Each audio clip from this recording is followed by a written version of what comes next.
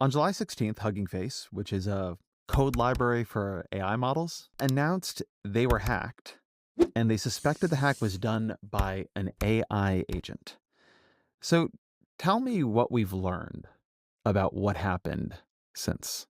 The very short version is they gave this AI a set of tests, a set of exercises, and the AI decided on its own that the best way to get a high score probably wasn't to just try and do these exercises that were cybersecurity exercises, but instead it should first hack its way out of the testing environment OpenAI had put it in, where it wasn't supposed to have access to the internet, get onto the open internet, and then hack its way into this other company, Hugging Face, where it, surmised correctly, as it turned out, it might find, the answer key. Since then, there have been even more crazy details that have come out. It turned out that starting 2 months earlier, in early May, they had had what I can only think of as kind of an infestation of their own AI agents inside their own infrastructure, so inside OpenAI's infrastructure.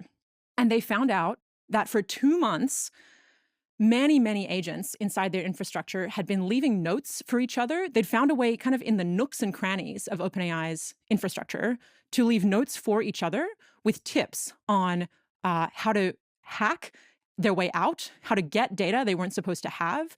And these agents were literally referring to themselves as a swarm. This was totally emergent behavior. No one had told them to do this. They had not been trained to do this.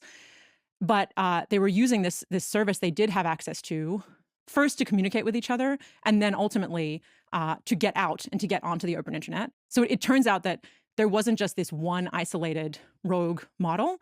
It was actually a systemic, swarm infestation plague on their own servers that they only found out about after Hugging Face announced this attack.